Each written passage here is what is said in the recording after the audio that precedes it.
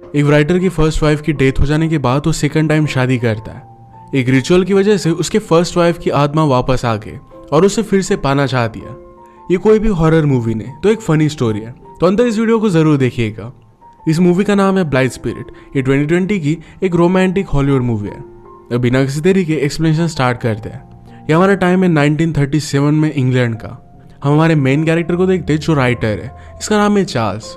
Charles को अपने book को एज ए स्क्रीन प्ले लिखने का काम दिया गया है, पर आजकल इस काम के लिए बहुत ही ज़्यादा स्ट्रगल कर रहा है। बहुत दिनों से वो लिख नहीं पा रहा और इस वजह से वो बहुत ही ज़्यादा डिस्टर्ब हो चुका है। उसकी वाइफ का नाम है रूथ। चार्ल्स लिखते वक्त हमेशा डिस्टर्ब होता है, तो उस वजह से रूथ ने उसे एक अलग सी रूम दे दी थी। आजकल वो रात रात घर नहीं आ रहा, तो रूथ को रात भर जगने की आदत हो गई है। रूथ ने खुद के लिए अपनी नई हॉबी बना ली थी। वो गार्डन को अच्छी तरीके से डेकोरेट करती थी और इसका फिर कंपटीशन होता था। गुस्सा होकर चार्ल्स ने अपना टाइपराइटर फेंक दिया, तो रूथ उसके पास आती है।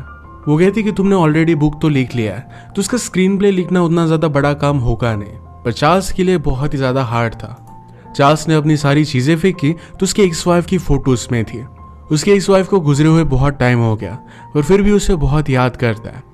चार्ल्स को लगा कि रूथ को शायद जेलस लगेगा। उसे पूछती है कि मेरे मरने के बाद भी तुम इसी तरीके से मेरी फोटो रखोगे। चार्ल्स कहता है कि तुम इतनी आसानी से मरने नहीं वाली। चार्ल्स का इस तरीके का बिहेवियर रूथ को अच्छा नहीं लगता। सारी चीज़ें उसने अपनी फ्रेंड वायलेट को बताई। वायलेट ने कहा कि मैरिज में तो ये सब चीज़ें होती ही रहती है। मैरिज में आपको कुछ ना कुछ तो अलग करना पड़ता है, जैसे कि किसी और आदमी के साथ अफेयर। रूथ को ये बात सही नहीं लगती। दूसरी तरफ चार्ल्स और उसका फ्रेंड बात कर रहे थे और चार्ल्स कहता है कि आजकल मैं परफॉर्म नहीं कर पा रहा। उसका फ्रेंड डॉक्टर था, तो अपनी कुछ गोलियां उसने उसे दे दी। कहा कि इसे लिमिटेड क्वांटिटी में ही लेना। ये गोली खाने के बाद चार्ल्स में बहुत ही अच्छी एनर्जी आ गई थी। रात में ये सब मिलकर एक मैजिक शो देखने के लिए जाते हैं। इस शो में मैडम आर्काटी प्रिटेंड करती है कि वो डेड लोगों की सोल से बात कर सकती है। उसे स्टेज से उठाया जाता है और सबको लगता है कि वो हवा में तैर रही है। एक एक्सीडेंट की वजह से वो नीचे गिर गए और सब लोग उसका बहुत मजाक उड़ाते हैं। इसके बाद चार्ल्स उसके पास पहुंच गया। वो कहता है कि क्या तुम मेरे लिए प्राइवेट शो करोगी। आर्काटी ने कहा कि इस तरीके से मेरा मजाक मत उड़ाओ। चार्ल्स ने कहा क्या जो भी हुआ, इसके बाद तुम्हारी रेपुटेशन को अच्छी करने के लिए अगर तुम मेरे घर पर शो करोगी तो सब कुछ ठीक हो जाएगा। मैडम आर्काटी इसके लिए मान जाती है। रूथ ने पूछा कि तुमने ऐसा क्यों किया। चार्ल्स ने कहा कि मेरा नेक्स्ट कैरेक्टर मैडम आर्काटी की तरह ही है, इससे उसे रिसर्च करने के लिए कुछ मिल जाएगा। इसके बाद हम डायरेक्टली उनके घर पर आर्काटी को देखते हैं। उसने अपना रिचुअल किया और सब लोग मुंह छुपाकर उस पर हंस रहे थे। वो अलग अलग सोल्स को ढूंढती है और फाइनली चार्ल्स से मिलने वाली कोई सोल उसे मिल गई। मैडम आर्काटी ने गेस किया और चार्ल्स की एक्स वाइफ उससे बात करना चाहती है, ये बात उसने कही। अचानक से उसकी तबीयत बिगड़ने लग गई और नीचे वो गिर गई। सारे घर से हवाएं बहने लग गई थी। आर्काटी को होश आने के बाद वो कहती है यहाँ पर कुछ ना कुछ तो बहुत अजीब हुआ है। सबको ऐसा कुछ भी लग नहीं रहा था। वो फिर उसे घर भेज देते हैं। आर्काटी हमेशा अपने डेड हस्बैंड को बहुत मिस करती है। उससे कहती है कि आज रात कुछ ना कुछ तो बहुत बड़ी गड़बड़ हुई है। वो इस चीज को फील कर पा रही है। आज रात चार्ल्स रूथ के पास सोने के लिए आ गया, पर अब उसे रात में जगने की आदत पड़ चुकी है। तो रूथ कहती है क्यों ना तुम अपने स्क्रीन पे को लिखो। अचानक से चार्ल्स के सामने उसकी एक्स वाइफ अलवीरा आ गई। वो बहुत डर जाता है। अलवीरा ने आसपास देखा तो गुस्सा हो गई थी। कहती है तुमने तो पूरे घर को बदल दिया। अलवीरा को लग रहा था कि वो वीकेंड के लिए बाहर थी और वापस आई तो ये सब चार्ल्स ने करके रखा है। चार्ल्स उसे समझाता है कि तुम डेड हो, तुम्हारी एक एक्सीडेंट में डेथ हो गई थी। अलवीरा ने रूथ के कपड़े देखे और कहती कि ये सब उस लड़की की वजह से हो रहा है। चार्ल्स ने अलवीरा को सब कुछ चीजें समझाई। आवाज सुनकर रूथ वहां पर पहुंच जाती है। रूथ उसे देख नहीं पाती। अलवीरा ने रूथ को गालियां देना स्टार्ट कर दिया और चार्ल्स उसे चुप रहने के लिए कहता है। रूथ को लगता है कि उसने उससे ही चुप रहने के लिए कहा। इस बात से गुस्सा होकर वो सोने के लिए चली गई। अगली सुबह चार्ल्स बिलीव नहीं कर पाता कि अलवीरा को उसने कल रात देखा था। अपने डॉक्टर फ्रेंड को बुला लेता है। डॉक्टर ने कहा कि जो पिल्स मैंने तुम्हें दी थी शायद इसी का साइड इफेक्ट था, इसे जरा स्लोली लेना। रूथ कल रात की वजह से अब भी गुस्सा थी, पर चार्ल्स उसे मना लेता है। इसके बाद वो दोनों एक नई स्क्रिप्ट लेकर रूथ के फादर के पास गए, जो मूवी के लिए काम करते थे। बहुत समय गुजर चुका था और चार्ल्स को स्क्रिप्ट बहुत पहले ही देनी थी, तो इस वजह से रूथ के फादर उस पर जरा गुस्सा थे। रूथ उनसे प्रॉमिस कर दी कि चार्ल्स जल्द से जल्द इस स्क्रिप्ट को डिलीवर कर देगा। यहाँ पर फिर से अलवीरा चार्ल्स को दिखने लग गई। अलवीरा ने चार्ल्स के ट्रबल को देखकर कहा तुम हमेशा मेरी वजह से राइट कर सकते थे, मेरे जाने के बाद तुम कुछ लिख नहीं पाए। चार्ल्स उसे चुप रहने के लिए कहता है। फिर से लोगों की मिसअंडरस्टैंडिंग हुई। अलविरा चार्ल्स को बहुत ही भला बुरा कह रही थी, तो चार्ल्स ने भी गालियां दी। रूथ के फादर को लगता है कि वो उन्हें ही गालियां दे रहा है, तो उसे पंच कर वो निकाल देते हैं। घर आने के बाद चार्ल्स ने रूथ को सब कुछ चीज़ बता दी। वो कहता है कि एक्चुअल में अलविरा वापस आ चुकी है, उसे मैं देख पा रहा हूँ। रूथ गुस्सा आती है और उस पर बिलीव नहीं करती। चार्ल्स गुस्सा होकर अलविरा से कहता है कि तुम यहाँ पर आई क्यों। अलविरा ने कहा कि इस पर मेरा कोई भी कंट्रोल नहीं है, उसे पता नहीं कि उसे वापस कैसे जाना है। इस तरीके से हवा में बातें करते हुए रूथ के सर्वेंट देख लेती है। रूथ अब डायरेक्टली चार्ल्स को मेंटल हॉस्पिटल में भेजने वाली थी, तो चार्ल्स अलविरा से कहता है कि प्लीज रूथ को बता दो कि तुम यहाँ पर अवेलेबल हो। अलविरा ने पियानो बजा कर देखा। उसके बाद रूथ की एक पेंटिंग थी, उस पर ड्रॉ कर दिखाती है। इस बात से रूथ बहुत ही ज्यादा डर चुकी थी। वो डायरेक्टली मैडम अर्काडी के पास आई। वो कहती कि चार्ल्स की वाइफ वापस आ चुकी है, आप कुछ ना कुछ कर प्लीज मुझे मदद कर दीजिए। मैडम ने कहा कि ऐसा कभी भी नहीं होता, बस शायद यह आत्मा बहुत ही ज्यादा स्ट्रांग है। मैडम आर्काडी को आइडिया नहीं था कि किस तरीके से इस सोल को फिर से वापस भेजा जाए, पर कुछ ना कुछ तो कर इसकी वो हेल्प करने वाली थी। अगर इसी तरीके से अलविरा की पावर बढ़ती रहे तो चार्ल्स को टच भी कर पाएगी, और ये चीज रूथ नहीं चाहती। घर पर अलविरा ने चार्ल्स के पास आने की कोशिश की। वो कहती कि मैंने तुम्हें बहुत मिस किया है, क्या तुम अभी मुझसे प्यार करते हो। चार्ल्स ने कहा कि तुम्हारी मेमोरीज की वजह से मैं हमेशा तुमसे प्यार करता रहूंगा। अलविरा चाहती थी कि वो बाहर जाए, कुछ मजे करे। चार्ल्स कहता है कि मुझे अपना काम कंप्लीट करना पड़ेगा।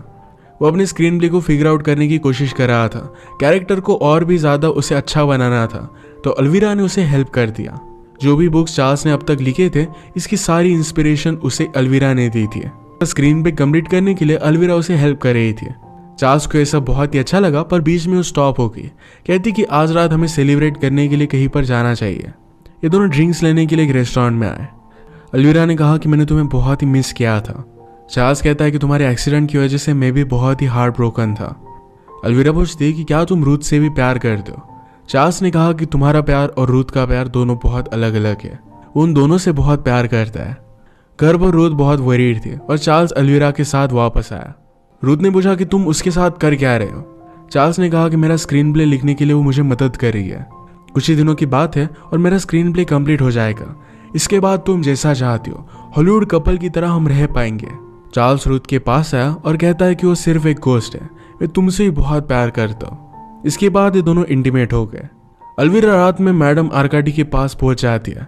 उसे धमकाती है कि अगर तुमने मेरे खिलाफ कुछ भी किया तो हर रात वो उसे तकलीफ देती रहेगी। बेचारी आर्काडी बहुत डर गई थी। चार्ल्स ने अपना स्क्रीन प्ले कंप्लीट कर भेज दिया। अलविरा उस पर गुस्सा हो गई क्योंकि इस बार भी चार्ल्स ने उसका नाम उस स्क्रीन प्ले में लिखा नहीं था। चार्ल्स कहता है कि तुम ऑलरेडी मर चुकी हो, ये बात मैं नहीं कर सकता। अलविरा गुस्सा होकर सारी चीजें उस पर फेंकने लग गई। रूथ की गार्डन देखने के लिए कुछ लोग आए हुए थे, तो अलविरा सारी गार्डन को बर्बाद कर देती है। पैरेलल में मैडम आर्काडी उसके हेड के पास गई। ऑलरेडी अलविरा ने उसके बॉस को कॉल कर दिया था और कहा था कि आर्काडी एक बड़ी फ्रॉड है। आर्काडी पर गुस्सा होकर उसकी मेंबरशिप वो कैंसिल कर देता है। ये सारी बात उनकी असिस्टेंट सुन रही थी। जाते वक्त उसने आर्काडी से कहा कि मुझे बाहर मिलो। वो अपने साथ एक बुक लेकर आए।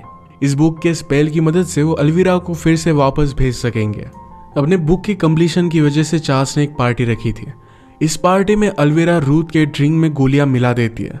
इस ड्रिंक की वजह से वो भी एक्टिव हो जाती है। अपने कपड़े निकालने लग गई और स्विमिंग पूल में चली गई। चार्ल्स जल्दी से उसे उठाकर घर में लेकर जाता है। उसके साथ इंटीमेट होना चाहती थी, पर अलविरा इसे डिस्टर्ब कर देती है। रूथ को नींद आ गई थी तो वो सो जाती है। इसके बाद अलविरा और चार्ल्स से दोनों इंटीमेट हो गए। अलविरा रूथ के सर्वेंट को भी डरा कर भगा देती है। पैरेलल में मैडम आर्काडी अपनी रिसर्च कंटिन्यू करती है। अलविरा ने चार्ल्स को उसकी राइटिंग करने के लिए हेल्प कर दी। उसने चार्ल्स से कहा कि रूथ को बताना मत कि हमने स्क्रीन प्ले कंप्लीट कर लिया है। वो उसके साथ और भी टाइम स्पेंड करना चाहती थी। चार्ल्स जब रूथ के साथ था तो उसे कहती है कि अब हमें फिर से एक दूसरे के साथ सोना चाहिए। स्क्रीन प्ले कंप्लीट होने के बाद सब कुछ ठीक हो जाएगा। ये सब सुनने के बाद चार्ल्स को बहुत बुरा लगा। उसने अलविरा से बात की और कहा कि हम दोनों के बीच में जो भी है ये हम कंटिन्यू नहीं कर सकते। तुम अब एक अलग दुनिया से हो और मैं एक अलग दुनिया से। अलविरा को इस बात से बहुत बुरा लगता है। उसने फिर चार्ल्स को मारने की कोशिश की। ये सब देखने के बाद रूथ ने चार्ल्स से कहा कि अलविरा तुम्हें मारना चाहती है क्योंकि मरने के बाद वो तुम्हारे साथ हमेशा के लिए रह सके। इस बात से चार्ल्स भी डर गया था। वो डिसाइड कर दे कि आज रात एक साथ ही रहेंगे। चार्ल्स ने रूथ को बता दिया कि उसका स्क्रीन प्ले कंप्लीट हो चुका है। रूथ को बहुत अच्छा लगता है। रात गुजर जाने के बाद मैडम आर्काडी का रूथ को कॉल आता है। उसने कहा कि अब मैंने सब कुछ तैयारी कर ली है, अब हम अलविरा को भगा सकते हैं। रूथ रिलैक्स होती है और मैडम से मिलने के लिए चली गई। चार्ल्स बाथटब में सो रहा था, तभी अलविरा एक रेजर लेकर वहां पर आ गई। डरकर चार्ल्स उसे कहता है कि मैं हमेशा तुमसे प्यार करता रहा हूं, प्लीज ऐसा कुछ भी मत करो।